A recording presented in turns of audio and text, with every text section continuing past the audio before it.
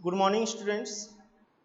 तो हम लोग ने लास्ट टॉपिक में पढ़ा था कि resistance in series and resistance in parallel. तो उसके बाद हमने बताया था कि रेजिस्टेंस इन सीरीज कनेक्शन कैसे होता है, रेजिस्टेंस इन पैरेलल कनेक्शन कैसे होता है। नेक्स्ट हमने टॉपिक पढ़ा था कि रेजिस्टेंस इन सीरीज पैरेलल। ठीक, तो रेजिस्टेंस इन सीरीज पैरेलल में आपको बताया गया था कि कुछ रेजिस्टेंस उस कनेक्शन में सीरीज में होते हैं, कुछ रेजिस्टेंस उसमें पैरेलल में होते हैं।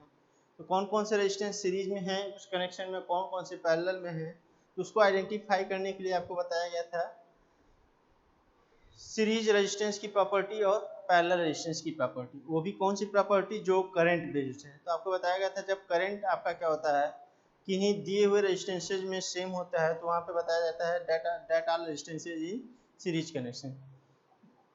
if current is flow after dividing, then that all the resistances are in parallel connection।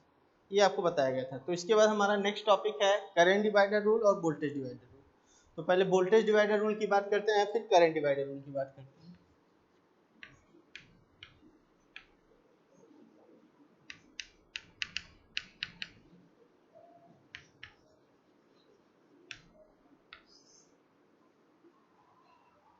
तो वोल्टेज डिवाइडर रूल की बात करेंगे तो वोल्टेज डिवाइडर की एक रूल में हमने आपको बताया था कि वोल्टेज कहाँ डिवाइड होता है, पहले ये ध्यान देना है। तो आपको सीरीज कनेक्शन में बताया गया था प्रॉपर्टी। इस सीरीज कनेक्शन के फिर जब रेजिस्टेंस सीरीज में होते हैं तो उसमें दो प्रॉपर्टी होता है कि रेजिस्टेंस सीरीज के केस में क्या होते हैं, उनमें जो करंट का फ्लो होता है वो सेम होता है, लेकिन सीरीज के केस में जो वोल्टेज ड्रॉप होता है हर एक रेजिस्टेंस के क्रॉस का वो अलग होता है। तो अलग जो होता है वो किस फॉर्म में होता है, हर एक रेजिस्टेंस का अलग अलग वो वोल्टेज ड्रॉप कहलाता है। और वो जो अलग अलग वोल्टेज ड्रॉप होते हैं वो क्या होते हैं, वो जो टोटल सप्लाई वोल्टेज होता है जो किसी बैटरी के थ्रू या किसी सेल के थ्रू हम लोग उसको प्रोवाइड करते हैं उस सर्किट को, तो वो टोटल वोल्टेज क्या होता है, इस इन वोल्टेज ड्रॉप के फॉर्म में ब्रेक हो जाता है। और जो कि वो वोल्टेज ब्रेक होकर के वो वोल्टेज डिवाइड हो जाता है। तो इस तरीके से हमको ये समझना है कि the voltage divider rule is always applicable to the series connection. मतलब जो वोल्टेज डिवाइडर रूल बना हुआ है, ये रूल जो बना हुआ है ये ऑलवेज एप्लीकेबल, मतलब ये हमेशा कहाँ पे हम लोग अप्लाई करते हैं, जहाँ पे हमको सीरीज कनेक्शन दिखेगा, जहाँ पे हमको सीरीज कनेक्शन दिखेगा वहीं पे हमें इसे अप्लाई करना है। तो बात करेंगे कि यहाँ पे फॉर एग्जांपल हम लोग समझेंगे कोई दो रेजिस्टेंस है।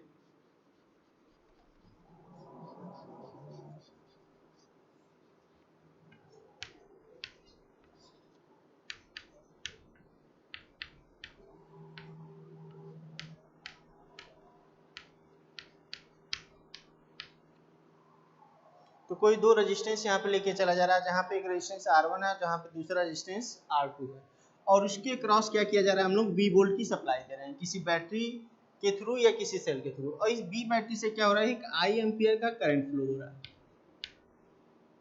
उस I एम्पियर के करंट फ्लो करने के बाद क्या हो रहा है, ये करंट क्या हो जा रहा है, डिवाइड हो जा रहा है, सॉरी करंट फ्लो कर रहा है R1 के थ्रू होते हुए R2 में। और जब ये करंट R1 के थ्रू होते हुए R2 में फ्लो कर रहा है तो ये क्या हो रहा है, हर एक रेजिस्टेंस के क्रॉस समथिंग ड्रॉप हो रहा है। जो समथिंग ड्रॉप हो रहा है वो R1 के क्रॉस का नोट किया गया है V1 से, और जो R2 के क्रॉस का समथिंग ड्रॉप हो रहा है उसको नोट किया गया है R2 से।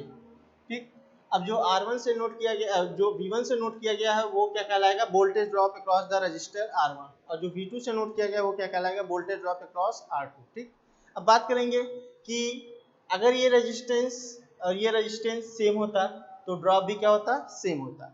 अगर हम एक रेजिस्टेंस को R1 के फॉर्म में नोट किए हैं और दूसरे रेजिस्टेंस को R2 के फॉर्म में नोट किए हैं, यानी कि हमको ये कहना है कि वो दोनों रेजिस्टेंस अलग अलग है, यानी कि उनके अक्रॉस होने वाला ड्रॉप भी अलग होगा। क्यों अलग होगा, क्योंकि करंट का फ्लो सेम है लेकिन रेजिस्टेंस अलग अलग है। तो वोल्टेज ड्रॉप को कैलकुलेट करने के लिए हम यूज किसका करेंगे, ओम्स लॉ का। तो ओम्स लॉ कहता क्या है कि V इक्वल टू IR। ठीक, अब बात करेंगे अगर हम ड्रॉप V1 को कैलकुलेट करने जाएंगे तो ड्रॉप V1 को क्या लिखेंगे, करंट की वैल्यू सेम है इसलिए I इंटू यहाँ क्या लिखेंगे, रेजिस्टेंस इस केस में क्या है, R1 है। लेकिन बात करेंगे जब हम इस केस में क्या लिखेंगे, V2 के केस में, तो यहाँ का ड्रॉप क्या है, V2 है, करंट दोनों में सेम है तो करंट की वैल्यू I लेंगे, और रेजिस्टेंस की वैल्यू इस केस में क्या है, R2, तो यहाँ पे R2 लिखेंगे। ठीक, अब बात करेंगे क्या, ये जो V इक्वल टू IR है, ये V कौन सा है, यहाँ पे इसको क्या कहते हैं, सप्लाई वोल्टेज या टोटल वोल्टेज। यहाँ लिख लेंगे हम लोग V सप्लाई मतलब सप्लाई वोल्टेज, और V टोटल जिसको पढ़ेंगे यार टोटल वोल्टेज, और ये किसके बराबर होगा, I इंटू R टोटल। अब बात करेंगे कि आर टोटल क्या है। तो हमने आपको बताया था कि सीरीज कॉम्बिनेशन में जब हम लोग आर इक्विवेलेंट निकालते हैं या टोटल रेजिस्टेंस निकालते हैं तो उस केस में क्या करते हैं कि रेजिस्टेंसेस को आपस में ऐड कर लेते हैं। 2 है तो R1 प्लस R2, 3 है तो R1 प्लस R3, 4 है तो R1 plus R2 plus R3 कर लेते हैं। अगर उससे अधिक है तो एंड सो ऑन करके इस तरह से ऐड कर लेते हैं। यानी कि फॉर सीरीज कॉम्बिनेशन लिखेंगे for series combination R total is equal to R1 plus R2 plus and so on। तो यहाँ पे अभी हम लोग कितने रेजिस्टेंस दिखा रहे हैं कनेक्शन में? 2 दिखा रहे हैं। तो 2 दिखा रहे हैं तो यानी कि एंड सो ऑन करने की जरूरत नहीं, सिंपली हमको क्या लिखना है R1 प्लस R2। ठीक, अब इस R टोटल को यूज कर लेंगे कहाँ पे? यहाँ पे किसके यहाँ? V टोटल के यहाँ, जिसको सिंपली हम V भी कहेंगे। मतलब यहाँ फिगर में V दिखाए हैं तो यहाँ पे V कहेंगे। तो हम अंडरस्टूड रखेंगे कि ये जो V है इसी को हम सप्लाई वोल्टेज या टोटल वोल्टेज कहेंगे। तो V इक्वल टू यहाँ से क्या लिख सकते हैं? V इक्वल टू हो जाएगा I इंटू ब्रैकेट में R1 plus R1 plus R2। ठीक, अब इसके बाद जब हम आगे प्रोसेस बढ़ाएंगे तो यहाँ पे देखेंगे कि यहाँ से हम I बराबर क्या लिख सकते हैं? यहाँ से हम I, एक मिनट, यहाँ से हम I बराबर, यहाँ से I बराबर क्या लिख सकते हैं? इसको प्रोसेस को आगे देखेंगे। I इक्वल टू यहाँ से लिख सकते हैं V upon R1 plus R2, V upon R1 plus R2। ठीक, अब हमको पता है कि जो R1 के क्रॉस का ड्रॉप है जो एज ए V1 डिवाइड हो रहा है, V किस में डिवाइड हो रहा है? As a V1 as a V2। तो बात करेंगे जो R1 के क्रॉस जो वोल्टेज ड्रॉप है V1, तो उस V1 की वैल्यू कैसे लिखेंगे? तो V1 इज इक्वल टू, ठीक, अगर ये इक्वेशन 1 मान लें तो यहाँ लिखेंगे फ्रॉम इक्वेशन 1, फ्रॉम इक्वेशन, इसको 1 मान लेते, कहाँ गए ये 1, ये 2 मान लेते हैं और इसको 3 मान लेते हैं। इसको लिखेंगे फ्रॉम इक्वेशन 1 एंड 3, 1 एंड 3 लिखेंगे। तो 1 एंड 3 लिखेंगे तो 1 का क्या वैल्यू है? V1 इज इक्वल टू, यहाँ पे यूज क्या कर रहे हैं? I। तो I की वैल्यू हमने क्या कैलकुलेट कर लिया? ये क्या है? V upon R1 plus R2 into I के यहाँ ये लिख दिया, इंटू में क्या है? R1 into R1। जिसको थोड़ा अरेंज करने के लिए क्या लिख लेंगे? V1 is equal to V multiply by bracket में R1 upon R1 plus R2। ठीक, ये हो जाएगा हमारा ये। ठीक, इसी तरह अब अगले बात करेंगे from equation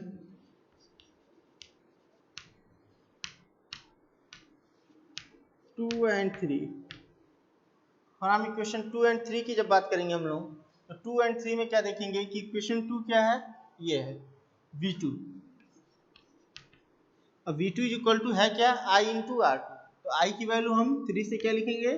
V upon R1 plus R2। तो I की वैल्यू लिख दिए V upon R1 plus R2 into यहाँ पे क्या है? इंटू यहाँ पे I के साथ क्या है? R2। यहाँ पे R2 कर लेंगे। ठीक, अब बात करेंगे कि जो V2 है वो क्या हो जाएगा? अरेंज करते हुए लिखेंगे कि V इंटू ब्रैकेट में R2 divided by R1 plus R2, ये हो जाएगा क्या? V2। इस तरह से अगर हम देखना चाहें या देखें तो हमको ये दिखेगा कि जो R1 के क्रॉस का जो वोल्टेज ड्रॉप है जिसको हमने V1 से नोट कर रखा है और जो R2 के क्रॉस का वोल्टेज ड्रॉप है जो इसको V2 से नोट कर रखा है, उनकी वैल्यूज क्या क्या हैं? तो R1 के क्रॉस का जो वोल्टेज ड्रॉप V1 है उनकी वैल्यूज हैं V into R1 divided by R1 plus R2। इसी तरह जो R2 के क्रॉस का जो वोल्टेज ड्रॉप है वो वोल्टेज ड्रॉप जो V2 है वो किसके बराबर है? V into R2 divided by R1 plus R2। यहाँ से देखने को हमको ये मिलेगा कि जो V1 है वो किसके बराबर है? तो V किसको कह रहे हैं? सप्लाई वोल्टेज को या टोटल वोल्टेज को? तो V किसको कह रहे हैं? सप्लाई वोल्टेज या टोटल वोल्टेज? तो इसको क्या पढ़ेंगे? Supply voltage. ठीक, तो इसको पढ़ेंगे क्या? Supply voltage. अब बात करेंगे R1 क्या है? अब करेंगे R1 क्या है, तो R1 वो रेजिस्टेंस है, फिगर को देखेंगे समझेंगे हम लोग कि R1 वो रेजिस्टेंस है कि जहाँ का वोल्टेज ड्रॉप हमको कैलकुलेट करना है। तो जहाँ का वोल्टेज ड्रॉप हमको कैलकुलेट करना है उसको क्या कहेंगे, V1। तो जहाँ का वोल्टेज ड्रॉप कैलकुलेट कर रहे हैं उसको हम लोग कहेंगे V1। तो V1 वैल्यू किसके बराबर है, V इंटू जहाँ का वोल्टेज ड्रॉप कैलकुलेट करना है वो रेजिस्टेंस है R1। तो V1 बराबर क्या पढ़ेंगे हम लोग, V1 is equal to supply voltage या total voltage multiply by R1। R1 मतलब सेम रेजिस्टेंस, सेम रेजिस्टेंस मतलब जहाँ का हम वोल्टेज ड्रॉप लिख रहे हैं या कैलकुलेट करने जा रहे हैं, ठीक। और डिवाइडेड बाई क्या है, डिवाइडेड बाई हमारा क्या है R1 प्लस R2। तो divided by R1 plus R2 का मतलब कि अगर सर्किट में हमारे दो रेजिस्टेंस है तो उन दोनों रेजिस्टेंस का सम, तो उन दोनों रेजिस्टेंस का सम का मतलब सम ऑफ ऑल। क्लियर बात, उन दो रेजिस्टेंस का सम का मतलब हो गया कि सम ऑफ ऑल। तो सम ऑफ ऑल का मतलब ये है कि अगर सर्किट में दो रेजिस्टेंस लगे हैं तो सम ऑफ ऑल मतलब उन दोनों रेजिस्टेंस का सम। अगर तीन लगे हैं तो सम ऑफ ऑल मतलब तीनों का सम। अगर चार लगे हैं तो उसका क्या मतलब हो गया, सम ऑफ ऑल मतलब चारों का सम। अब इसी तरह हम आगे अब बात बढ़ाएंगे। जब दूसरे रेजिस्टेंस V2 के अक्रॉस का वोल्टेज ड्रॉप कैलकुलेट करना चाहेंगे तो उस V2 की वैल्यू क्या हो जाएगी, उस V2 की वैल्यू हो जाएगी हमारी V2 is equal to V क्या है, supply voltage total voltage multiply by R2, multiply किससे कर रहे हैं R2। तो अब बात करेंगे R2 कौन सा रेजिस्टेंस है, तो R2 वो रेजिस्टेंस है फिगर में जहाँ का हम वोल्टेज ड्रॉप कैलकुलेट करना चाह रहे हैं या कैलकुलेट कर रहे हैं, ठीक, या जिसका कैलकुलेशन हम लिख रहे हैं। तो इस तरीके से हम बात करेंगे, ठीक। तो V2 वो वोल्टेज है जहाँ हमने बताया कि V2 वो वोल्टेज है जो R2 के क्रॉस का वोल्टेज ड्रॉप है, और इसके इक्वल क्या लिख रहे हैं हम लोग, V लिख रहे हैं। तो V क्या है, सप्लाई वोल्टेज है, और V सप्लाई वोल्टेज है इनटू R2 वो रेजिस्टेंस है जहाँ पे हमको वोल्टेज ड्रॉप कैलकुलेट करना है। इसी तरह R1 और R2 की बात करें तो R1 नीचे क्या है, divided by R1 plus R2। तो R1 प्लस R2 का मतलब ये क्या है, इन दोनों का सम। इन दोनों का सम का मतलब क्या हो गया कि अगर सर्किट में दो रेजिस्टेंस हैं तो वहाँ पे दो रेजिस्टेंस का सम ले लेना है, यानी कि सम ऑफ ऑल कहना है। अगर तीन रेजिस्टेंस हैं तो वहाँ पे तीन रेजिस्टेंस का सम लेना है जिसको सम ऑफ ऑल कहना है। अगर चार रेजिस्टेंस है तो इसी तरह हम लोग चार रेजिस्टेंस का सम ले लेंगे, उसको सम ऑफ ऑल कहना है, ठीक। तो इसको हम सिंपली पढ़ेंगे क्या, चाहे हम V1 के लिए निकालें या V2 के लिए, तो अगर हम कोई भी निकालेंगे तो इक्वल टू क्या कहेंगे, total voltage multiply by same resistor, multiply by same resistor और divided by sum of all resistor. इस तरह से हम लोग इसको पढ़ेंगे, चाहे V1 के लिए पढ़ें या V2 के लिए पढ़ें। V1 के लिए पढ़ें या V2 के लिए पढ़ेंगे तो हमेशा क्या कहेंगे कि total resistance, total voltage multiply by the same resistance divided by sum of all resistance. इस तरीके से हमको जानना है, समझना है, ठीक। क्योंकि क्या है कि अगर कभी फिगर में आपका इस तरीके से दे दे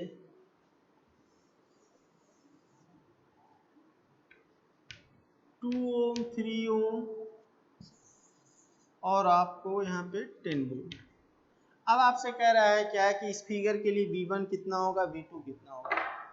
तो आपको अगर ये यहाँ पे आप फार्मूला को क्या करेंगे, मेमोराइज करेंगे, तो वहाँ पे आपको ये कंफ्यूजन हो जाएगा कि सर ने जिस टॉपिक में हमको वोल्टेज डिवाइडर रूल या करंट डिवाइडर रूल बताया था तो उस टॉपिक में सर ने R1 किसको माना था, R2 किसको माना था, R1 पहले वाले को माना था कि बाद वाले को माना था।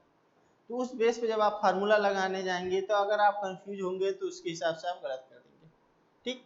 इसीलिए कॉमन बेस बताया जा रहा है, चाहे ये फार्मूला हो या ये फार्मूला हो। तो कॉमन क्या बताया जा रहा है कि दोनों केस में क्या बताया जा रहा है कि दोनों केस में आपको ये याद रखना है क्या कि total voltage multiply by same resistor और divided by sum of all, ठीक। तो कहने का मतलब ये है अगर हमको यहाँ के लिए वोल्टेज कैलकुलेट करना है तो क्या लिखना है, V1 is equal to, total voltage कितना है यहाँ पे 10, तो 10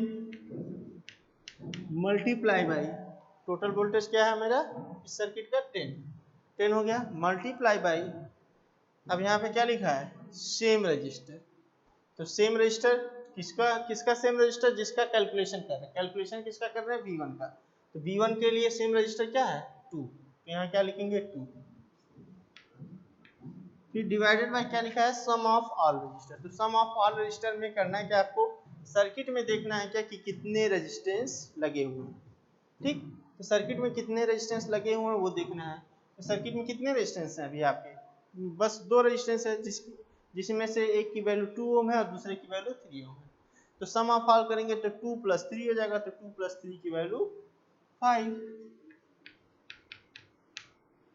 तो यहाँ आ जाएगा 10 × 2 डिवाइडेड बाई 5, तो कितना हो जाएगा आपका 4 वोल्ट, ठीक।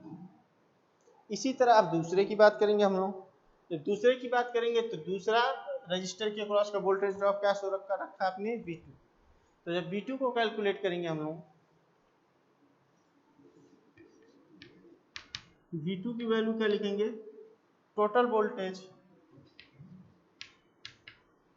ऊपर क्या है सेम रेजिस्टेंस, तो ऊपर क्या है सेम रजिस्टर, तो सेम रजिस्टर मतलब कौन सा सेम रजिस्टर लिखेंगे, जिसका हम वोल्टेज ड्रॉप निकाल रहे हैं उसका, तो वोल्टेज ड्रॉप किसका निकालना है 3 का, तो 3 का वोल्टेज ड्रॉप निकालना यानी कि V2 के अक्रॉस का जो रेजिस्टेंस है, यानी कि V2 के लिए सेम रेजिस्टेंस क्या है 3 ओम, यहाँ मल्टीप्लाई बाई 3 कर देंगे, divided by sum of all register, तो सम ऑफ ऑल रजिस्टर कहने का मतलब सर्किट में कितनी रजिस्टर जुड़े हुए हैं, तो सर्किट में अगर 3 रजिस्टर जुड़े हैं तो 3, 4 जुड़े हैं तो 4, 5 जुड़े हैं तो 5, 6 जुड़े हैं तो 6, सबका एक साथ सम ले लेना है, लेकिन इस केस में हमारा 2 ही जुड़ा है, तो 2 कौन कौन से 2 ओम और 3 ओम, तो यहाँ पे 2 + 3 कर लेना है, तो नेक्स्ट स्टेप में क्या हो जाएगा 10 × 2 divided by 5, 10 × 3 divided by 5 is equal to 6 volt, ये हो जाएगा आपका क्या वोल्टेज डिवाइडर रूल के हिसाब से कि V1 कितना आएगा, V2 कितना आएगा, V3 कितना आएगा, ठीक।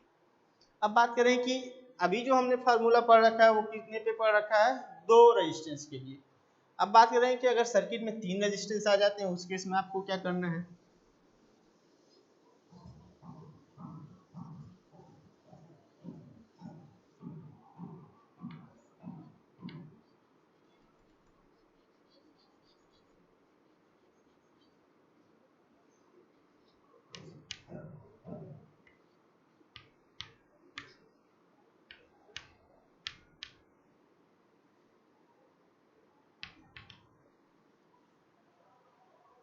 एक चीज ये बताना यहाँ पे रह गया कि जो टोटल वोल्टेज है V टोटल वो हमेशा किसके बराबर होगा V1 + V2 के, तो V1 कितना है 4 और यहाँ V2 कितना है 6, यानी कि V टोटल देख लिया आप 10 वोल्ट के बराबर है पिछले फिगर के अनुसार। अब बात करेंगे इस फिगर में कि अगर इस फिगर में हमारे पास 3 रजिस्टर हैं और उनके तीनों के क्रॉस का जो टोटल वोल्टेज है वो 20 वोल्ट है, तो इसके क्रॉस अगर समथिंग वोल्टेज ड्रॉप V1 आ रहा है, इसके क्रॉस का समथिंग वोल्टेज ड्रॉप V2 आ रहा है और इसके क्रॉस का समथिंग वोल्टेज ड्रॉप V3 आ रहा है, तो ऐसे केस में करना है क्या है, जो V1 होगा वो किसके बराबर होगा V2 के होगा, किसके बराबर होगा V3 होगा, किसके बराबर होगा ये आपको समझना है, ठीक। तो अब बात करेंगे दो प्रोसेस है, दो प्रोसेस क्या है कि आपको दो तरीके से किस तरीके से समझना है इसको, कि अगर सर्किट में 2 से ज़्यादा रेजिस्टेंस है जहाँ वहाँ पे भी आपको वोल्टेज डिवाइडर रूल लगाते हुए आपको वोल्टेज का कैलकुलेशन करना है हर एक रजिस्टर के पास, तो करना क्या है, या तो हमने आपको जो फार्मूला ये बताया है वो कितने पे बताया है 2 रेजिस्टेंस पे, तो यानी कि सर्किट में 2 रेजिस्टेंस तैयार करने हैं, तो सर्किट में अभी प्रेजेंट केस में कितने रेजिस्टेंस हैं 3 रेजिस्टेंस हैं, तो 3 रेजिस्टेंस को हमको 2 में बदलना है, ठीक। अब बात करेंगे जब 2 में बदलने जाएंगे तो किन 2 को 1 बनाएंगे, तो बात करेंगे जहां का वोल्टेज ड्रॉप आपको कैलकुलेट करना है, जहां का वोल्टेज ड्रॉप कैलकुलेट करने हैं कि मैंने मतलब अगर हमको 2 के क्रॉस का निकालना है तो V1, अगर 3 के क्रॉस का निकालना है तो V2 और इसी तरह 5 के क्रॉस का निकालना है तो V3, तो जिसके भी क्रॉस जिस रजिस्टर के क्रॉस का वोल्टेज ड्रॉप हम लोग कैलकुलेट करने जाएंगे तो उस केस में क्या करेंगे, उस रजिस्टर को छोड़ते हुए बाकी 2 रजिस्टर को 1 बना लेंगे, तो बाकी दो रजिस्टर को एक बना लेंगे। तो जब एक बनाएंगे तो एक बनाने से पहले आपको ये देखना है कि बाकी दो रजिस्टर किस कॉम्बिनेशन में है, वो क्या सीरीज में है कि वो पैरेलल में है। अगर वो सीरीज में है तो आपको पता है कि सीरीज में रेजिस्टेंसेस को एक बनाने के लिए क्या करना है, सिंपली ऐड कर लेना है। अगर वो पैरेलल में है तो पैरेलल में सिंपली इन दोनों को एक बनाने के लिए आपको पैरेलल कनेक्शन में बताया गया था कि दो रेजिस्टेंस के लिए आर इक्विवेलेंट कितना आता है। तो अभी उस टॉपिक पे जब पहुंचेंगे तो फिर से एक बार बता देंगे आपको, लेकिन अभी प्रेजेंट केस में हम सीरीज की बात कर रहे हैं कि अगर हमको V1 का वोल्टेज ड्रॉप निकालना है तो इसको एक बना लेना है। तो इसको एक बनाना है तो यानी कि अगर हम यहाँ से करंट फ्लो कराएं तो देखेंगे कि यहाँ से यहाँ तक करंट का फ्लो क्या होगा, सेम होगा। जब सेम होगा यानी कि सारे के सारे रजिस्टर सीरीज में हैं, और जब सारे के सारे रजिस्टर सीरीज में हैं तो जब हम इसको एक बनाएंगे, जहाँ पे निकालना उसको छोड़ कर बाकी दो को हम एक बनाएंगे।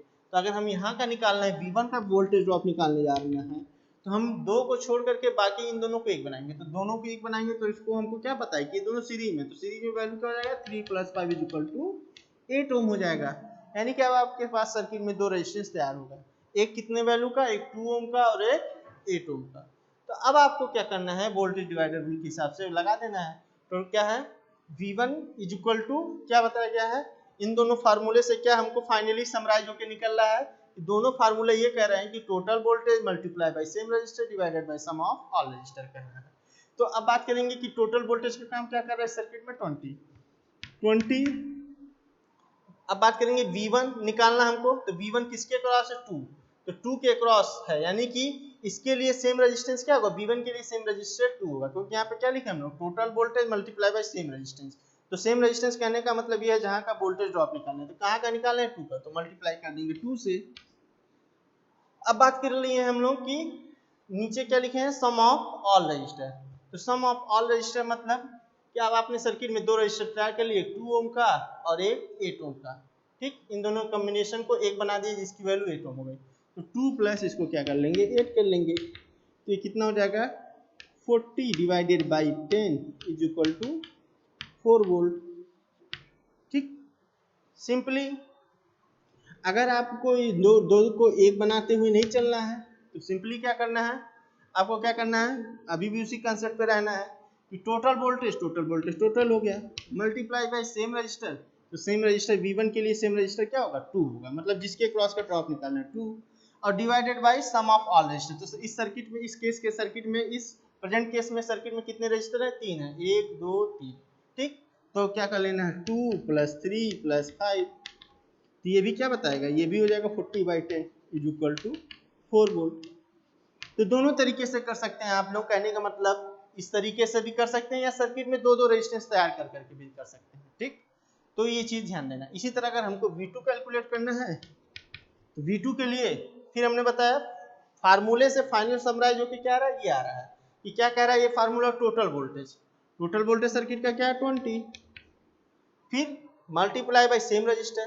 तो किसका सेम रजिस्टर, जिसका ड्रॉप निकालना है, तो ड्रॉप किसका निकालना है हम लोग, V2 का, मतलब V2 ड्रॉप निकालना है, और V2 किसके क्रॉस है, 3 का, तो मल्टीप्लाई बाय 3 और divided by sum of all. तो सम ऑफ ऑल मतलब 2 + 3 + 5 यानी कि 60 / 10 = 6 वोल्ट।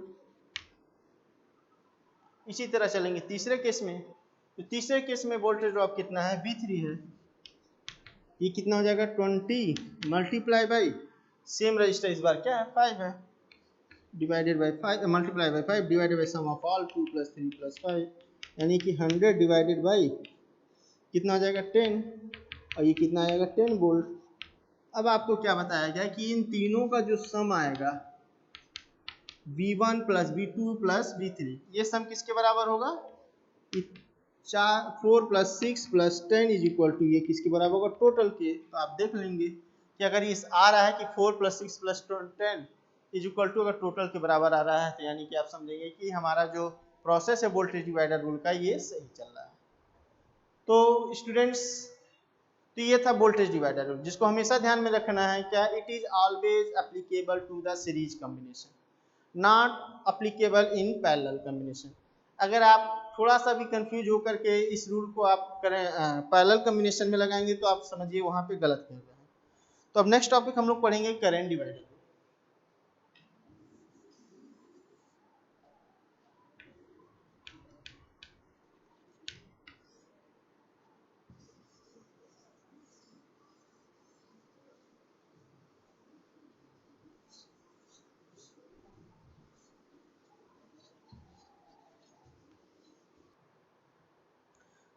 अब नेक्स्ट टॉपिक हम लोग का है करंट डिवाइडर रूल। तो करंट डिवाइडर रूल में पहले बात करेंगे कि करंट डिवाइड कहाँ होता है, पहले ये हमको समझना है, तभी वहाँ पे वो रूल अप्लीकेबल होगा। तो अभी आपको बताया गया कि मैक्सिमम पॉसिबिलिटी कनेक्शन की कितने प्रकार के हैं, 2 प्रकार का, एक आपका सीरीज कहलाता है, एक पैरेलल कहलाता है। जब उनको मिक्सअप कर देते हैं तब वो सीरीज पैरेलल कहलाता है। तो अब बात करेंगे कि करंट का फ्लो कहाँ पे डिवाइड होकर के होता है। तो अभी हमने जैसा कि पढ़ा कि पिछला कि सीरीज कम्बिनेशन में वो क्या होता है, करंट का फ्लो सेम होता है लेकिन वोल्टेज का जो वोल्टेज होता है वो डिवाइड हो जाता है। लेकिन हम पैरेलल सर्किट में जब बात करेंगे तो पैरेलल कनेक्शन में क्या होता है कि करंट का जो फ्लो होता है वो डिवाइड होकर के होता है। तो अगर यहाँ पे यानी कि ये समझना है कि करंट डिवाइडर रूल वहीं पे अप्लीकेबल होगा जहाँ पे करंट डिवाइड होकर के फ्लो करेगा। अब बात करेंगे कि क्या करंट सीरीज कनेक्शन में डिवाइड होकर के फ्लो करता है कि पैरेलल कॉम्बिनेशन में डिवाइड होकर के फ्लो करता है। तो जैसा कि पिछले वीडियोज में हमने या लेक्चर में डिस्कस कर रखा है कि जो करंट का फ्लो होता है वो पैरेलल डिवाइड होकर के किस में फ्लो करता है, वो पैरेलल कनेक्शन होता है। यानी कि आपको सिंपली कहना है क्या कि current divider rule is always applicable for the parallel combination, कि करंट डिवाइडर रूल जो है वो हमेशा कहाँ पे हम लोग लगाएंगे, पैरेलल कॉम्बिनेशन में लगाएंगे। तो यहाँ पे थोड़ा एक छोटे से एग्जांपल के साथ समझेंगे कि कोई 2 रेजिस्टेंस ले रखा है हमने, जहाँ पे एक रेजिस्टेंस की वैल्यू R1 ले ली, मान लेंगे,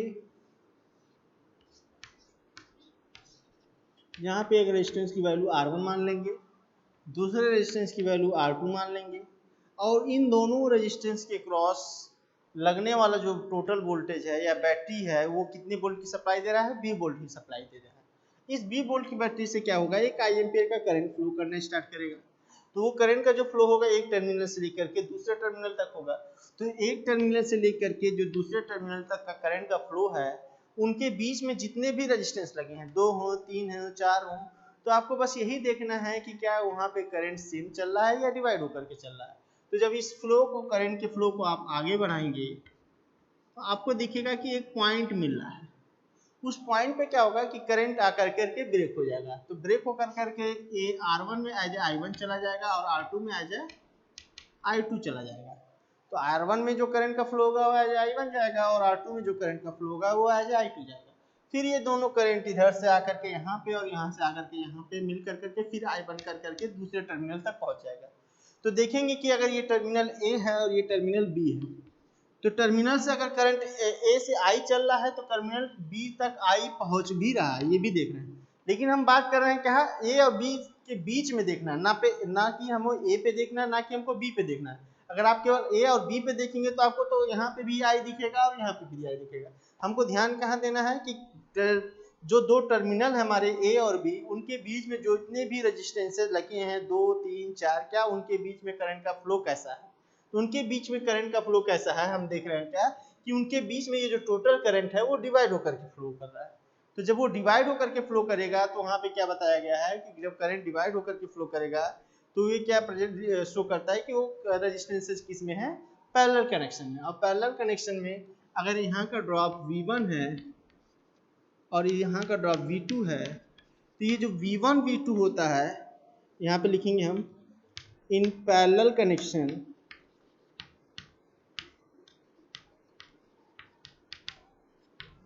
V1 is equal to V2 is equal to V।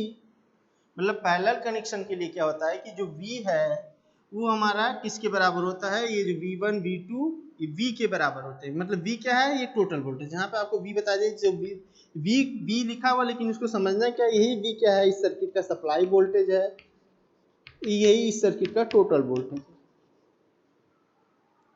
या तो हम इसको V सप्लाई कहेंगे या V टोटल कहेंगे या V सिंपली V कहेंगे, तो हम आपको अपने नॉलेज में रखना पड़ेगा कि ये सारी वोल्टेज यही है, V टोटल है। अब बात करेंगे कि टोटल के केस में ये V होगा कितने के बराबर। तो टोटल के केस में ये V किसके बराबर होगा, I इंटू R।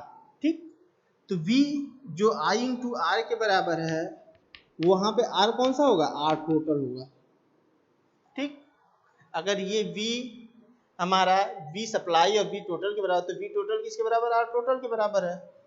ठीक, अब बात करेंगे कि R टोटल क्या होगा इस केस के लिए, जिसको हम R इक्विवेलेंट कह रहे हैं। तो पैरेलल कॉम्बिनेशन में आपको बताया गया था क्या कि पैरेलल कॉम्बिनेशन में अगर 2 रेजिस्टेंसेज इस तरीके से हैं कि हमारा मतलब पैरेलल में जुड़े हैं तो वहाँ पे 1 अपान अगर हम आर इक्विवेलेंट लिखेंगे तो 1 अपान R1 प्लस 1 अपान R2 करेंगे एंड सो ऑन करते हुए, तो वो वहाँ से जो आर इक्विवेलेंट आएगा वो वैल्यू क्या हो जाएगा R1 R2 divided by R1 plus R2 हो जाएगा जब इसको सॉल्व करेंगे। तो कहने का मतलब ये है कि पैरेलल कनेक्शन में जो टोटल रेजिस्टेंस होगा उसको कहेंगे क्या, हम उसको कहेंगे R1 R2 divided by R1 plus R2। ठीक, तो ये इतने पैरामीटर ये जो लिखे गए हैं ये पैरेलल कनेक्शन में होते हैं, ये हमारे नॉलेज में होना चाहिए। फिर इसके बाद हम डिवाइडर रूल की बात करेंगे। अब जब डिवाइडर रूल की बात करेंगे तो V1 की वैल्यू क्या है, V2 की वैल्यू क्या, उसका डिस्कस कर लेंगे। तो ओम्स लॉ से जब V1 की वैल्यू लिखेंगे तो क्या लिखेंगे, अब V1 में जब V1 जो लिखेंगे तो R1 का करंट अलग है, R2 का करंट अलग है, तो यानी कि यहाँ पे करंट की वैल्यू अलग अलग लिखेंगे। यहाँ पे क्या लिखेंगे I1 इंटू R1, और इसी तरह यहाँ पे हम लोग क्या लिखेंगे V2 की वैल्यू क्या लिखेंगे I1 इंटू सॉरी यहाँ पे क्या लिखेंगे, यहाँ पे R2 ब्रांच का करंट क्या है I2 है, तो यहाँ क्या लिखेंगे I2 इंटू R2। ठीक, अब बात करेंगे क्या कि V1 V2 क्या है, तो V1 V2 क्या है, V के बराबर है, यानी कि हम यहाँ पे V1 को V से रिप्लेस कर लेंगे जो कि किसके बराबर हो जाएगा I1 R1 के बराबर हो जाएगा। यहाँ पे भी V2 को V से रिप्लेस कर लेंगे जो कि किसके बराबर हो जाएगा I2 R2 के बराबर हो जाएगा।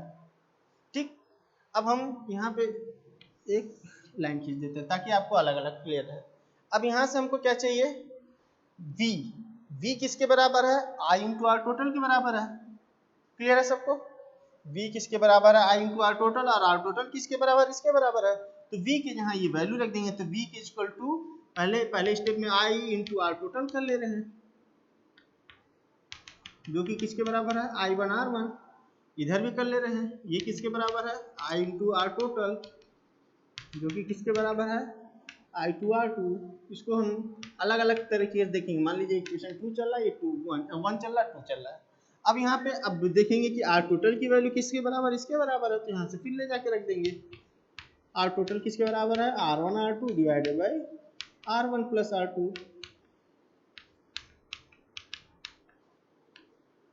ठीक, यहाँ भी ला के रख देंगे सेकंड वाले इक्वेशन में I into R1 R2 divided by R1 plus R2। ठीक, अब हमको दिखेगा क्या कि यहाँ पे भी R1 है, यहाँ पे भी R1 है, तो ये R1 इसके साथ कैंसिल आउट हो जाएगा। इधर इक्वेशन 2 वाले में देखेंगे तो इधर लेफ्ट साइड में भी R2 है और राइट साइड में भी R2 है, तो R2 R2 से कैंसिल आउट हो जाएगा। अब इक्वेशन 1 में क्या देखेंगे कि जो I1 है वो किसके बराबर है, वो I1 जो है वो हमारा किसके बराबर बचेगा, यहाँ पे क्या क्या बच रहा है I बच रहा है, इंटू ब्रैकेट में क्या बच रहा है R2 divided by R1 plus R2। ये हो गया आपका। इसी तरह से यहाँ से I2 बराबर क्या बच रहा है I ब्रैकेट में क्या बच रहा है R1 divided by R1 plus R2। तो अब यहाँ से हमको क्या देखना है कि जो ब्रांच R1 है उस ब्रांच से होकर फ्लो करने वाला करंट जो I1 है उसकी वैल्यू किसके बराबर है, उस ब्रांच का वैल्यू उस ब्रांच का करंट की वैल्यू किसके बराबर है I into R2 divided by R1 plus R2। और जो दूसरा ब्रांच है जिसका रेजिस्टेंस R2 है उस ब्रांच में होकर फ्लो करने वाला करंट जो I2 है उस ब्रांच का करंट I2 की वैल्यू क्या होगी उसकी वैल्यू बात करेंगे। तो वो चीज देख रहे हैं हमने क्या इवेल्युएट कर रखा है, वो चीज हमने इवेल्युएट कर रखा है I मल्टीप्लाई ब्रैकेट में R1 divided by R1 plus R2, I multiply by R1 divided by R1 plus R2। अब बात करेंगे ये है क्या चीज, तो यहाँ पे I को अगर हम पहचानने चलें तो I क्या कहलाएगा इस सर्किट का, I इस सर्किट का यहाँ पे ये जो फ्लो कर रहा है इस सर्किट का क्या कहलाएगा टोटल करंट और सप्लाई करंट। इस सर्किट का क्या कहलाएगा ये I टोटल करंट या सप्लाई करंट। तो कहने का मतलब ये है कि इन दोनों फार्मूले से एक समराइज करके हम लोग लिखेंगे कि I किसके बराबर है टोटल करंट के बराबर है। ठीक, अब मल्टीप्लाई करना है। अब देखेंगे जब I1 की वैल्यू निकालना है तो हम लोग मल्टीप्लाई किससे किए हैं यहाँ पे R2 से, लेकिन अब यहाँ पे जब R2 की वैल्यू निकालना है तो वहाँ पे हमने I में किससे मल्टीप्लाई किए R1 से। अब इस फिगर को फिर दोबारा देखेंगे तो देखेंगे कि जब हम I1 की वैल्यू निकालना चाह रहे हैं तो इस I में जिसको हम टोटल करंट कह रहे हैं उसमें मल्टीप्लाई क्या हुआ R2, ठीक। तो R2 कौन सा रेजिस्टेंस है इसको पहचानना है। R2 वो रेजिस्टेंस है जो जिसमें हम करंट कैलकुलेट करना चाह रहे हैं उसका अपोजिट रेजिस्टेंस है। आप करंट किस में कैलकुलेट करना चाह रहे हैं R1 में, क्योंकि आप I1 की वैल्यू निकाल रहे हैं, आप I1 की वैल्यू निकाल रहे हैं यानी कि आप R1 में करंट कैलकुलेट करना चाह रहे हैं। तो जिस रजिस्टर में करंट कैलकुलेट करना चाह रहे हैं उसका अपोजिट रेजिस्टेंस है R2। इसी तरीके से यहाँ पे जब हम I2 की बात करेंगे तो I2 कहाँ है, I2 R2 ब्रांच का रजिस्टर है। I2 क्या है R2 ब्रांच का करंट है। I2 क्या है R2 ब्रांच का करंट है। तो अब बात करेंगे कि यहाँ पे जब I2 निकालने जा रहे हैं तो I से मल्टीप्लाई क्या R1 है। तो यहाँ पे क्या देख रहे हैं कि जब हम R2 ब्रांच का करंट कैलकुलेट करने जा रहे हैं तो हम जो टोटल करंट आई उसमें मल्टीप्लाई क्या कर रहे हैं R1 में कर रहे हैं। यानी कि हमको दोनों केस में ये दिख रहा है कि जब I1 कैलकुलेट करने जा रहे हैं तो टोटल करंट में हम R2 से मल्टीप्लाई कर रहे हैं और जब I2 मल्टीप्लाई करने जा रहे हैं तो टोटल करंट में R1 से मल्टीप्लाई। तो I1 जो करंट है पहले ब्रांच का, लेकिन मल्टीप्लाई किससे हो रहा है अपोजिट रेजिस्टेंस से। इसी तरीके से यहाँ पे बात करेंगे R2 किसका करंट है R2 ब्रांच का करंट है, लेकिन मल्टीप्लाई किस टोटल करंट में मल्टीप्लाई कर रहा है अपोजिट रेजिस्टेंस। यहाँ क्या लिखेंगे मल्टीप्लाई बाई अपोजिट रेजिस्टर। और डिवाइडेड बाई क्या है, अब डिवाइडेड बाई क्या है यहाँ बात करेंगे तो डिवाइडेड बाई क्या है, इसलिए इस सर्किट में दो रेजिस्टेंस है तो R1 प्लस R2 का सम है, ठीक। तो R1 प्लस R2 का सम है मतलब यहाँ पे क्या कहेंगे sum of all resistor, sum of all resistor, ठीक। ये हो गया आपका समराइज्ड फार्मूला। तो आपको ऐसा ना हो कि कभी अगर ये वैल्यू न्यूमेरिक फॉर्म में दिया हो, ये 2 लिखा हुआ, ये 3 लिखा हुआ और ये 10 लिखा हुआ, तो ऐसा ना हो कि अगर ये कभी न्यूमेरिक वैल्यू में लिखा हो तो आपको ये कंफ्यूजन हो कि सर ने उस लास्ट लेक्चर में या उस लास्ट वीडियो में किसको R1 माना था किसको R2 माना था। अगर आप इस कंसेप्ट पे रहेंगे या मेमोराइज करेंगे कि R1 किसको माने R2 किसको माने तो यहाँ पे हमेशा आपको कंफ्यूजन हो जाएगा।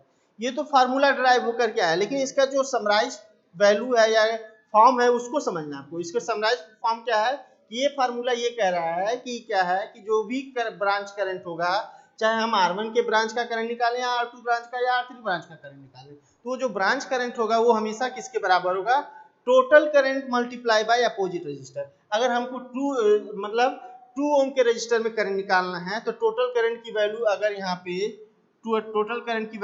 पे 10 एम्पियर है तो total current multiply by opposite resistor. तो अपोजिट रेजिस्टर 2 के लिए क्या हो जाएगा 3 हो जाएगा, 3 के लिए अपोजिट क्या हो जाएगा 2 हो जाएगा।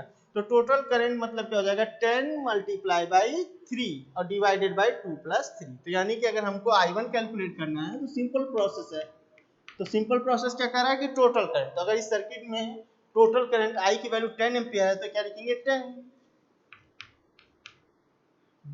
अब यहाँ पे मल्टीप्लाई किससे कर रहे हैं अपोजिट रेजिस्टेंस। अब देखिए यहाँ पे हमको फार्मूला देखने की जरूरत नहीं है, हमको फार्मूला ना रटना है ना समझ क्या देखना है, हमको सीधे कंसेप्ट पे ध्यान देना है। तो कंसेप्ट क्या कह रहा है कि मल्टीप्लाई बाय अपोजिट रेजिस्टर। तो अब बात करेंगे किसका अपोजिट देखेंगे, जहां पे करंट निकालना है उसका अपोजिट देखेंगे। तो करंट कहाँ निकालना है हमको R2 ओम में, I1 है ना, तो I1 क्या है 2 ओम का करंट है, तो 2 ओम यानी कि करंट हमको 2 ओम में निकालना है, तो इसके लिए इसका अपोजिट क्या हो जाएगा 3 हो जाएगा। तो मल्टीप्लाई किससे कर देंगे 3 से, divided by sum of all. तो सम ऑफ ऑल में इस सर्किट में कितने रेजिस्टर है 2 हैं, तो 2 हैं तो यानी कि 2 प्लस 3, ये वैल्यू किसके बराबर हो जाएगा 30 डिवाइडेड बाय 5 यानी कि 6 एम्पियर के बराबर हो जाएगा, ठीक।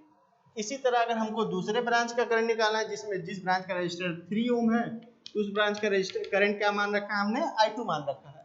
तो I2 का करंट निकालने के लिए अब आपको इस फार्मूले को बार बार बताया जा रहा है, नहीं देखना है, क्या आपको इसके फॉर्म को देखना है जो इसका समराइज्ड फॉर्म है। तो समराइज्ड फॉर्म क्या कह रहा है कि टोटल करंट, तो टोटल करंट इस फिगर में कितना दिखाया जा रहा है 10 एम्पियर, या 10 उठा लेना है, फिर मल्टीप्लाई करना है अपोजिट रजिस्टर से। तो अब बात करेंगे कि अपोजिट रजिस्टर किसका देखना है, तो अब बात करेंगे जहां का करंट निकालना है। तो करंट कहां का निकालना है 3 ओम का निकालना है, तो 3 ओम का अपोजिट क्या है 2 है, तो 2 से ले जाकर के हम मल्टीप्लाई कर देंगे। फिर डिवाइडेड बाय क्या है सम ऑफ ऑल, तो सम ऑफ ऑल मतलब जो रजिस्टर दिख रहे हैं उनका सम ले लेंगे। तो कौन कौन से रजिस्टर दिख रहे हैं 2 और 3 दिख रहे हैं, तो सम ऑफ ऑल मतलब 2 + 3 कर लेंगे। तो ये कितना हो जाएगा 20 डिवाइडेड बाई 5, यानी कि यहाँ पे आ जाएगा 4 एम्पियर। अब आपको ये भी समझना है कि जो टोटल करंट होता है आई टोटल, वो ब्रांच करंट का सम होता है। यानी कि अगर हम I1 + I2 जोड़े हैं तो वो 10 के बराबर अगर आ रहा है, यानी कि वेरीफाई हो रहा है। ठीक, अगर हम I1 और I2 की वैल्यू जोड़े हैं, अगर वो मतलब इस टोटल करंट की वैल्यू के बराबर आ रहा है, तो आपको ये जानना है कि वो वेरीफाई हो रहा है। अगर ये बराबर नहीं आ रहा है, तो आपसे 2 मिस्टेक सोच सकते हैं। पहला मिस्टेक कि या तो आपको अगर फार्मूला याद है, तो या तो आपने उसके जहाँ करंट डिवाइडर के जहाँ वोल्टेज डिवाइडर लगा रखा है। अगर फार्मूला नहीं याद है तो आपका कैलकुलेशन मिस्टेक है। बस इतना ही अंतर है, 2 ही मिस्टेक है इसमें पॉसिबिलिटी होती है। एक के पहला पॉसिबिलिटी बता दिया कि कभी कभी क्या होता है कि करंट डिवाइडर रूल के फार्मूले के जहाँ वोल्टेज डिवाइडर लग जाता है, वोल्टेज डिवाइडर में वोल्टेज डिवाइडर की जहाँ करंट डिवाइडर लग जाता है। और दूसरा मिस्टेक कैलकुलेशन मिस्टेक। अगर ये पॉसिबिलिटी नहीं बनती है, मतलब ये आपका अगर नहीं ऐसा होता है, तो जो आपका कैलकुलेशन आएगा वो टोटल के बराबर आएगा। अब बात करेंगे कि जो फार्मूला हमने आपको तैयार कराया, ये जो इसका समराइज्ड फॉर्म बताया, वो कितने पे बताया जब सर्किट में 2 रजिस्टर थे। अब बात करेंगे अगर सर्किट में 3 रजिस्टर हैं तो क्या होगा।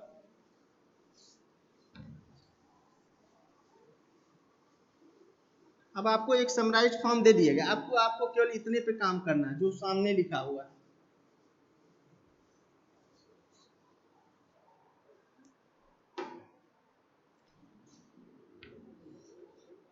मान लीजिए सर्किट में आपके पहले 3 रजिस्टर हैं, अभी 3 पे बात कर लिया जाए।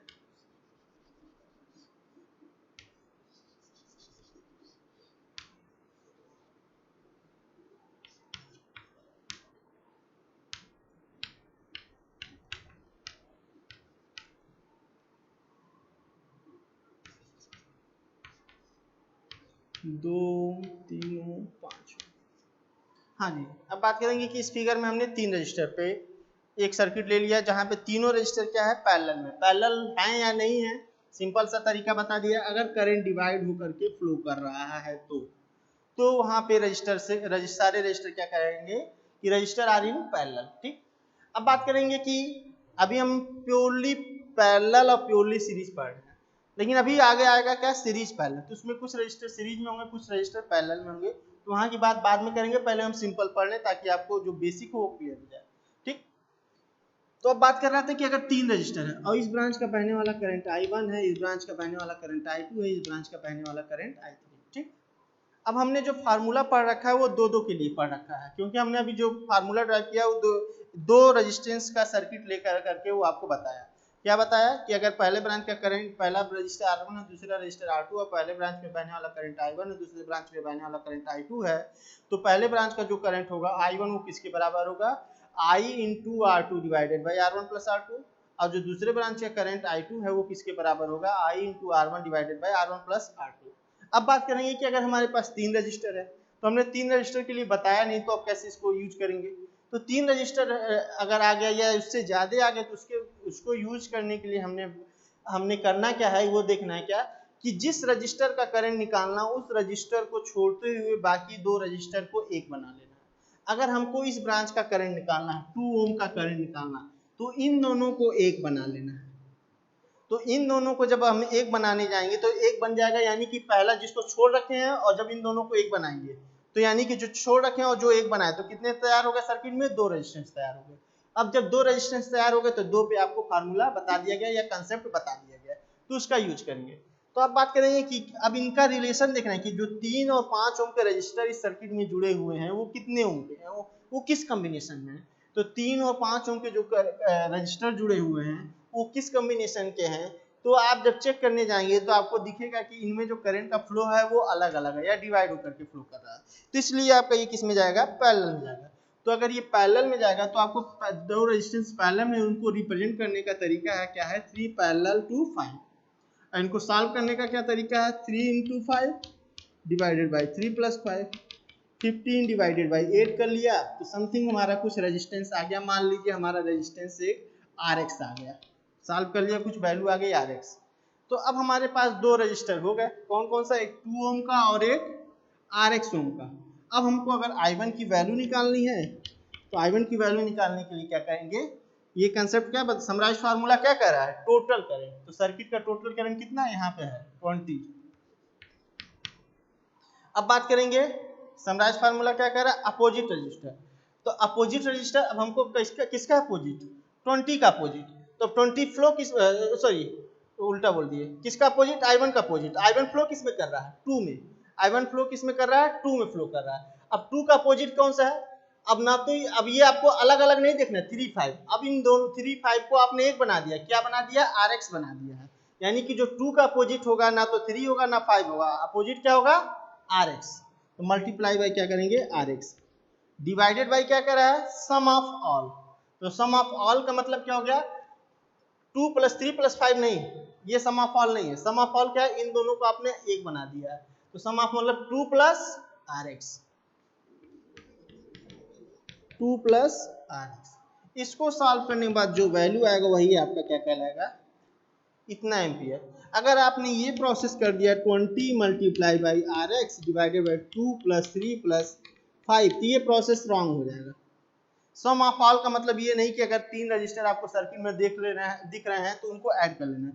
सम ऑफ ऑल का मतलब ये है कि जिस रजिस्टर को आपने एक बना लिया है, कहने का मतलब, अभी अगर 4 पे बात करेंगे तो वहां पे भी बात कर लेंगे। कहने का मतलब एक तो आपने छोड़ रखा था जहाँ की वैल्यू कैलकुलेट करनी थी, अब बाकी जिनको एक बनाया उनकी वैल्यू को अगर आपने एक कर रखा है तो वो और वो जिसको एक कर रखा उनका सम लेना है। इसी तरह आप बात करेंगे, अगर हमको I2 ब्रांच का करंट निकालना है तो I2 किस में फ्लो कर रहा है, 3 में। तो 3 में फ्लो कर रहा है, तो अब क्या करना है, हमने बताया जिस ब्रांच का करंट निकालना उस ब्रांच को, रजिस्टर को छोड़ देना है, बाकी दो को एक बनाना है। यानी कि 3 ओम को छोड़ देना है। अब आपको किसको एक बनाना है, 2 और 5 को, 2 और 5 को। तो 2 और 5 को जब हम एक बनाएंगे, तो अब 2 और 5 को जब एक बनाएंगे तो यानी कि ये वैल्यू और ये वैल्यू क्या हो जाएगा, पैरेलल में हो जाएगा, यानी कि 2 × 5 हो जाएगा। तो 2 × जब 5 करेंगे तो 2 × 5 का वैल्यू 2 + 5 × 5 डिवाइडेड बाय 2 + 5। तो इसको सॉल्व करेंगे तो 10 डिवाइडेड बाय 7, और इसको सॉल्व करने के बाद समथिंग नया वैल्यू आ गया Ry। ठीक, तो इस Ry को जब हमारा नया वैल्यू निकालेंगे तो अब क्या कहेगा I2, तो टोटल करंट 20 मल्टीप्लाई बाय, अब इसको छोड़ रखा है हमने, इसका अपोजिट क्या हो जाएगा, इन दोनों को जो आपने एक करके बनाया नया रेजिस्टेंस क्या, Ry, तो multiply by Ry divided by 2 + Ry। इसको सॉल्व कर लिया, समथिंग एम्पियर आ गया। तो ये हो गया हमारा सेकंड ब्रांच का करंट। इसी तरह थर्ड ब्रांच का करंट, तो थर्ड ब्रांच करंट कौन सा, थर्ड ब्रांच का रजिस्टर क्या है, 5 ओम है।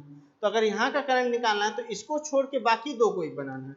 तो 5 को छोड़ेंगे तो बाकी दो कौन कौन से हैं, 2 ओम और 3 ओम।